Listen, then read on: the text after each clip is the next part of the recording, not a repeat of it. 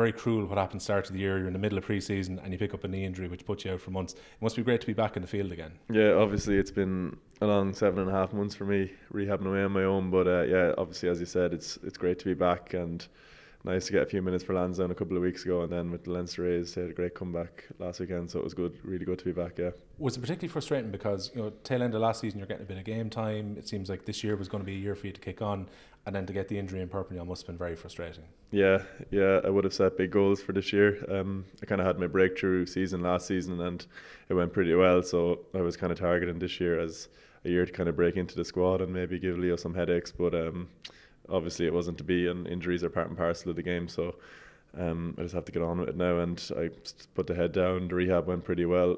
I know it was 7.5 months, but it's actually pretty quick for an ACL injury. When it happened, I think I was told maybe my season was over, but I sat down with the physios and we said, look, let's just target the end of the season, and hopefully we can get some games in, and that's what's happened. So I'm grateful for that and all the help that Leinster staff have given me. You know, obviously the physios did a good job as well, but it's probably testament to your own determination to get on the field for some of this season. Yeah, obviously, yeah, but I've had Dermot Brennan, my physio in Leinster. He's been with me every day pretty much for the last 7.5 months. I'd say I was annoying him a good bit, but yeah, I'd like to thank all them, obviously, and obviously, yeah, it's been a lot of hard work for myself as well, and it's just great to be back. I'm just grateful to be back here for the tail end of the season. We're talking about Ulster Bank League players of the season and so on. Obviously you've been unlucky, you haven't got to play a whole lot with your club this year, but obviously it's going to mark excellence, and you're very familiar playing this league, and you've had some great success over the years with Lansdowne as well. Yeah, obviously I'm lucky to be in a great club like Lansdowne. I've won 2 AILs here, and I've also won an under-20s All-Ireland as well, so the talent in this club and in the whole league as well is exceptional. I think whatever players are up for the awards are thoroughly deserving of it, and yeah, you can see the games here on a Saturday. I've been down to a good few of them this year. The talent playing here is incredible, and the standard of rugby is improving every year. So, and I think this Lansdowne team this year could put it up to a few Pro 14 teams nearly. I think this talent is so good. So yeah, definitely. It's been a bit of a rite of passage, I guess, for guys who come into sub-academy and then into academy to play a bit in the All-Ireland League. For you, was that an important part of your development playing for this club as well? Because you mentioned you run a very strong under-20s team when you came here. Yeah, definitely. It's been a big part. I remember I was playing Irish under-20s at the time, and Mike was the head coach here, and he threw me into a few AIL games while I was still under-20s, and it was definitely a rude awakening to physicality and stuff, but it definitely stood to me in the end when I went over to the Junior World Cup. So yeah, it's definitely a big stepping stone on the pathway to professional rugby, and I think most of the players in the Leinster senior team now have played a couple of seasons of AIL, and especially the academy lads now are all playing AIL week in, week out, and they'll all vouch for it as well. It's definitely a great league with a great standard of rugby.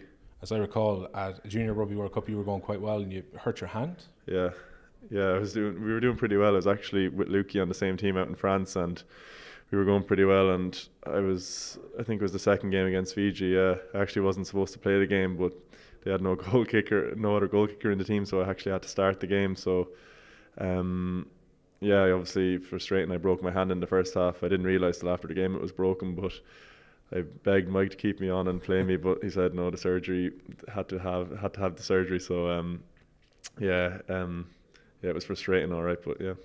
Good thing, I suppose, obviously it's very difficult to break back into the Leinster team with the way the season is running at the moment, but to have the British and Irish semi-final and final still available to you when you got past fit, and a ridiculous comeback win last weekend in Jersey. Yeah, obviously I've been in close contact with Noel Mack, the A's coach. I've been doing a lot of sessions individually with him, but I was targeting the quarter-final, and that came a couple of weeks too soon, but I was lucky enough to get back in for the semi-final last week, and I couldn't have picked a better match to get back in for. It was pretty incredible, the comeback we had, and it was great.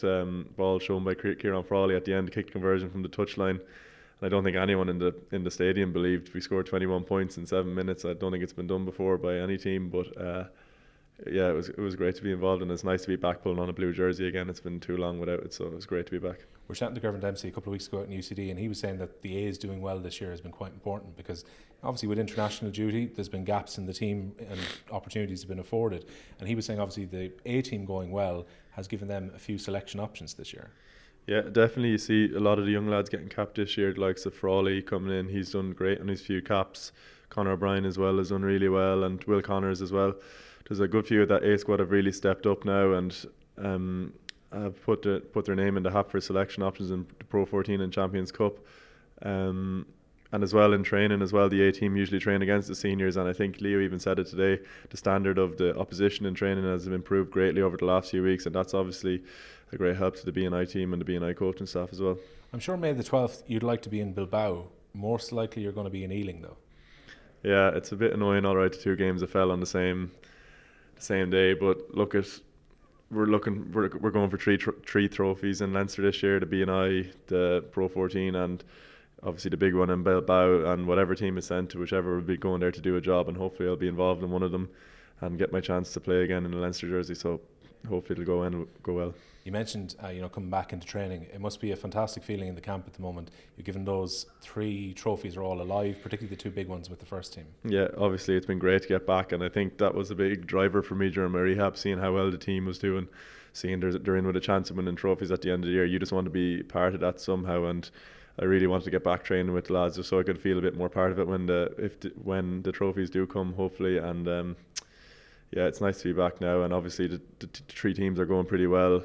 Just 2 finals and a semi-final hopefully to come. So yeah, all things going well. Hopefully we'll have a nice end to the year, and we've all worked hard throughout the year. The team have worked exceptionally hard, and hopefully they'll do this season justice with a bit of silverware. I'd imagine it's all systems go for Connacht this weekend. I know obviously there's bigger tasks coming down the road, but they won't want to leave points behind and go this weekend. No, obviously it's we're in with a chance of winning 6 Interpros out of 6 as well, which I'm not sure if it's been done before, but it's a big goal of ours as well. And obviously it's never easy going down to Connacht, especially in the sports ground, and it's John Muldoon's final cap, so they're going to be coming hell for leather at us. So yeah, training's been very intense throughout the week, and really looking forward to the challenge in Galway. In terms of the challenge of breaking into that Leinster first team, can't be easy when you see Gary Ringrose, Robbie Henshaw, probably Ireland's first choice midfield at the moment, in front of you. But I'm sure it's a challenge you relish to get into the first team, particularly going into next year. Yeah, definitely. You have Gary and Robbie there as well, and obviously you have Noel, Rory O'Loughlin, Conor O'Brien doing well this year as well. So it just drives you on. You really want to get back into the mix there and show the coaches what you can do, and it's a challenge in itself getting into the Leinster team. Yeah, as you said, but yeah, it's something that's driven me on through my rehab, seeing how well the lads are going. You just don't want to get forgotten. You want to get back out there and showing what you can do. Is it frustrating, particularly when you're injured? I'm sure you wish Conor well, but when he plays in the same position as you and you see him get game time, do you start thinking, oh, here's another one now going for my position? Of course it's frustrating seeing lads, but you're obviously happy for him as well, a fellow club man like him. He could never begrudge Cobb, but yeah, it's frustrating, but it drives you as well. You just want to get back out there. You obviously bring different things to the table as the other players, so it's more of a driver than frustration, really. Obviously, you've got rugby right in your life all the time. I mean, I'm not going to call it a frat house, but like you live in a house with Adam Byrne, Peter Dooley, and with Josh van der Fleer. Yeah. So, like you guys, I'm guessing, have rugby all the time. Do you ever have fallings out in the house? There's a couple of fallings out, but they're sorted out pretty quickly. We whip the table out of the sitting room and have wrestling matches, and yeah, don't tell the coaching staff in Leinster that, they mightn't be too happy, but they're sorted out pretty quickly. But they're great lads to live with. We get on pretty well, and especially throughout the rehab, they've been great. They've been positive, and they've been there whenever I needed them. So yeah, I can't thank them enough for that as well. And obviously, poor Josh is going through the same injury now that I have, so we have to look out for him. He's a bit more demanding, I think, than I was when I was injured. He's looking for us to cook for him, to clean for him. He tried to get Dooley to dress him the other day, but that didn't happen. But no, they're good lads to live with. Based on Peter's Instagram, it seems Josh plays a lot of video games as well. Is that how he's filling in his time? Yeah, video games, addicted to his phone.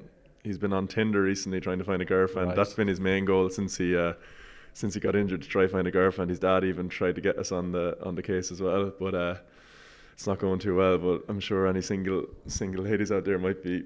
You can send him an LDM on Instagram or something. If he's printing a card, just put Ireland flanker on it. It's probably going to be all right. Yeah, he bought himself a PlayStation and he's going pretty well. There's a new game called Fortnite. I know himself, Max Deegan and James Lowe play a good bit of it. So yeah, he's been busy playing PlayStation.